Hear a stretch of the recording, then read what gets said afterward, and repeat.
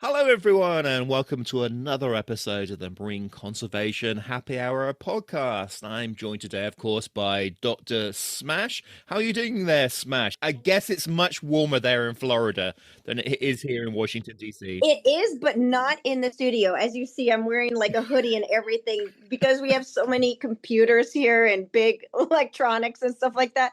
They freeze us. And we're joined today by Olly Scholey, who is the ocean lead for an upcoming documentary, Parenthood, with David Attenborough. And Olly, we were chatting before the podcast started, and yet again, you're another person who lives around in the southwest of England, just down the road from me in Bristol. So how on earth did you end up getting involved in this international documentary, traveling around the world, filming species from lots of exotic locations? Yeah, well, it's interesting how many of us live in Bristol, isn't it? It really is somewhat of a kind of global hub for these types of documentaries. But yeah, I mean, I guess like lots of people in the industry, it's been a lifelong dream. I grew up fascinated by the natural world and especially by the ocean. I've always had a real affinity to being in the sea and marine wildlife from when I was really young. So yeah, I studied zoology at university, and then fortunate enough to get just a couple of sort of field opportunities when I got out of university.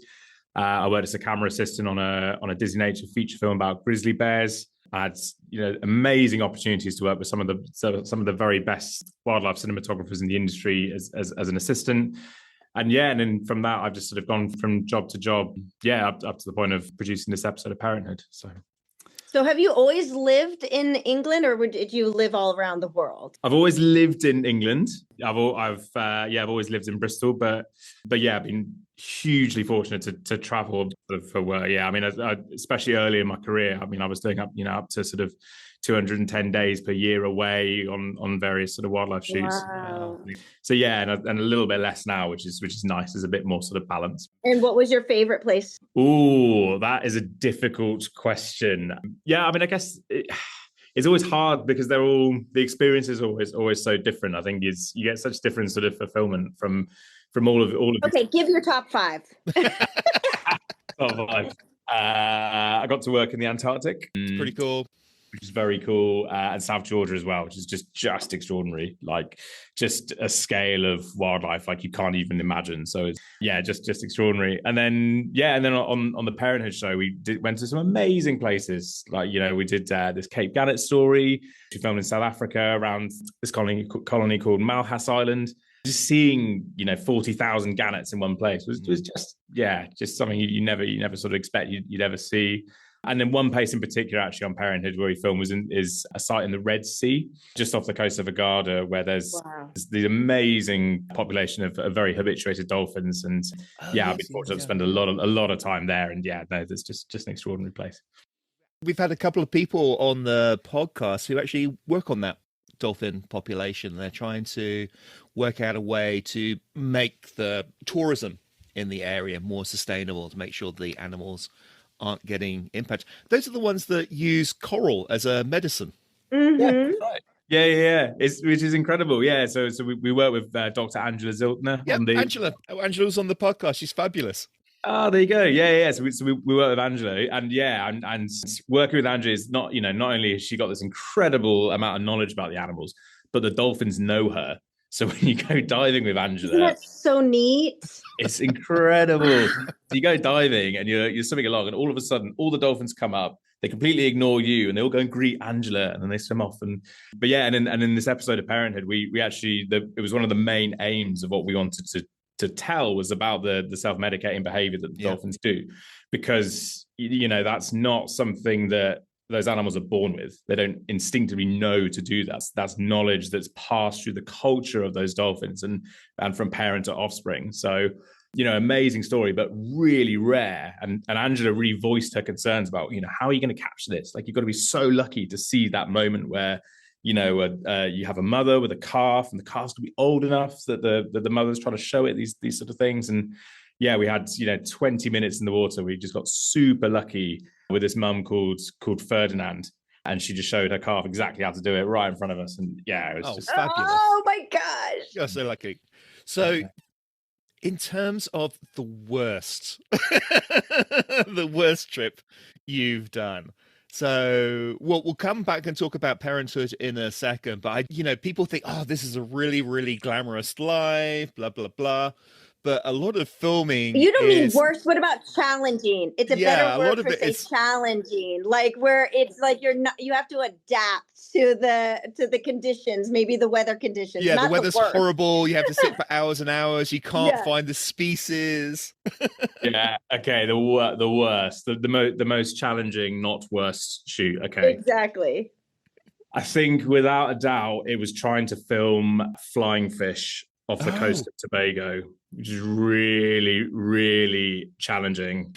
Yeah, we were working on this tiny little fishing boat. The actual living space on the fishing boat that everyone lived inside we were, I reckon, 7 foot by 12 foot. So I remember I could stick my arms out side to side. And if I sort of swayed, I could touch both sides of it. So, and there was 5 of us living in that space. And not only were we, living in very, very tight spaces, but we were out in the high seas. So we'd leave from Tobago and then we just drift. We'd literally turn the engines off. We put sort of like floating objects over the side of the boat, which is what the fishermen normally do. And then we just drift and drift and drift and drift and hope that in doing that, we'd find lots of flying fish because they'd be attracted to where the boat is and we'd be able to sort of see them in doing that. But it basically entailed just weeks of rolling around in the slop of the ocean and just and waiting for hours and hours and hours and seeing nothing. We went 6 days and we didn't see a flying fish. Wow, that's discouraging. It is discouraging. That's definitely one way of describing it. Discouraging. Yes, it was. It was. But and so often as these trips go, eventually we got had saw this amazing feeding event where frigate birds were catching flying fish off the wing, and we managed to film it from our boat, and it all kind of came through. But so basically, the 7th day is the charm. That's it. Yeah, you just got to wait. That one. Lucky number 7. That's it. Lucky number 7. Yeah, or lucky number like 24 in this case. Okay, that's a good number too. Yeah. That's awesome. Well, we got to talk about Parenthood, Dr. Yes, Kraken. absolutely. So Parenthood is coming out now. You're involved in the Ocean episode. So tell us about the whole series, Parenthood. And what makes it special? Yeah, what do we see in the Oceans episode? Yeah, I mean, Parenthood was the most wonderful project to work on because there's never been a sort of David Attenborough series about that subject specifically. Like it's always sort of featured in, obviously across all of natural history programming, you see examples of parental care, but it's never been focused on sort of, directly in a series. And it's some of the most, beautiful, magical, intimate moments that you have between animals. It's when the stakes are highest. So, parenting stories in the natural world really lend themselves to drama and obviously, cute babies and all the really sort of, the most wonderful kind of moments between animals. But interestingly, starting on the Ocean episode, I kind of came to working on it. I was like, brilliant, I'm so excited. Dolphins and it's actually, if you think about it, there's not very many examples of parental care in the ocean at all. If you think about most species of fish, they tend to just broadcast spawn and that's that. Yeah, it's like growing up in the 1980s, really, We've given birth to you, now just go outside. No, go away. Get outside. Don't stay in the house. All the best. Yeah, that's it. Off you go. Bon voyage and all the best. So there's actually, when we were first did the sort of first bit of research on it, we were sort of like, ooh, there's not a giant amount of choice here. But interestingly, once we kind of got through that, the examples you do find of parental care in the ocean are some of the most extraordinary on the planet. The lengths animals have to go to keep their offspring safe in the sea, where, obviously there's huge amounts of predators and it's a very dangerous environment for animals to survive in, are incredible. From, for example, we filmed the Banggai cardinal fish, which is an amazing coral reef fish species, which raises its kids in its mouth. So it does this thing called mouth brooding and actually raises its young to being sort of tiny miniature adults inside its mouth. To the skeleton shrimp, which sort of wears its kids, all the way up to killer whales, which obviously have some of the most advanced parenting strategies of anything in that. And the young boys stay with their mothers their entire lives. Yeah. Yeah, there you go. And they got to learn all sorts. The sequence we filmed in Parenthood was killer whales hunting blue whales. the biggest challenge. No, I can't watch imagine. it. I have to forward that scene. For me, I can't do it. Actually, talking about killer whales, you talk about the traumatizing events that they've seen with killer whale mothers carrying their dead babies. Oh my God, Kraken, you just had to go there, didn't you? I know. But I mean, Ugh. that's an example of grief and parenthood. I mean, that's for me is one of the examples of how close some of these animals are to Emotionally close. Yeah, I agree. Well, sure, and sentience really at the end of the day, isn't it? Like if there's ever any, you need no further proof of, how emotionally invested those animals are in their relationships than that. Obviously we didn't film that specific behavior in the Parenthood film, but you can see, the intricacies of killer whale life and the complexities of what they can actually achieve through their families, is extraordinary. And that's all down to having, generational parenting, having the grandmother who's there, who holds all of the family's knowledge, and then, having the parents below that, and then all the way down to the young offspring. So yeah, just extraordinary parents. So was there anything that you learnt during this process of putting together this episode that you just absolutely blew your mind that you didn't know before? And bearing in mind that you did zoology at University of Leeds back in the day, wasn't it? Bearing in mind that you studied this, was there anything that you went, wow, I never knew that? Great question. Yeah, I think for me, the most remarkable scene in the film is the ending, is this story about Cape Gannets. And I had no idea that, Cape Gannets can live till they're 25, so they can have potentially 21 chicks, and they spend 3 months yearing their chicks every year. So there's this incredible amount of parental investment. And I don't know, I think seabirds so often get kind of overlooked. They're just... I agree. Totally. But the dedication that all species of seabirds go through to their young, it is just extraordinary. But the lengths that Cape Gannets go to in particular, and especially today, the Cape Gannet story in the film is really a conservation story about, how challenging the sea can be for parents today. Cape Gannets are in this situation where vast amounts of their natural food sources have been depleted by overfishing, and they're left with this very, very difficult choice of, either scavenging off fishing trawlers or really having to search for miles and miles and miles to put sort of food on the table for their young. And yeah, I think it lent itself to this incredibly dramatic scene. But I think, in answer to your question, I think that's really what I found revelatory about the experience of working on this film was just the immense lengths that these animals will go to raise their young. And yeah, no, I just found it really, genuinely inspiring to actually watch in person. That particular situation, I know it's causing a lot of concern in places like the UK with industrial fishing removing so many sand eels that puffins aren't able to produce their babies anymore and things like that. It's a major conservation concern. It is. I mean, the specific example you've given with the sand eels is one of the really good hope stories, in fact, because they've recently actually put in a ban on sand eel fishing in the UK. Good. About time. It is massive, as this incredible keystone species for so many different types of seabirds. But you're right. I think another sequence we show in the film is a story of Garibaldi trying to breed in the kelp forest off the coast of California, and amazing parent again, this like sort of turbocharged dad who has to guard his nest from all of the inhabitants of the kelp forest, from tiny little gobies that try and eat the eggs, all the way up to giant sea bass that come in and sort of try and push him off his nest. But the one thing that Garibaldi can't deal with is the entire kelp forest being eaten by purple urchins. And sadly, that's what's happened across so much of the west coast of America, with climate change and overfishing of urchin predators. And less sea otters to eat the urchins as well. 100%, exactly that. Unless you've got, the Garibaldi dad needs more than anything an intact ecosystem around him, because an intact ecosystem around him with, sea otters, but also lobsters and all sorts of other predators that feed on purple urchins, that's what gives him his home. And every parent needs a good home. Every parent that's going to raise their young needs to have a thriving, resilient home. And I think that's what's essential for all parents across every sort of, across the whole natural world. Their habitat is the most important thing to them. And that's really, really obvious in a couple of the scenes in the ocean film. So these Garibaldi fish, are they single dads? They are, yeah. Oh, yeah, good for them. Yeah. What do Garibaldi do? So Garibaldi, they have their nests, which they hold year on year, and then they'll in the spring, so sort of in April, May, June, so spring into summer, they'll do this sort of kind of like backflip dance above their nests, where they sort of make this loud knocking noise, and that's to attract females.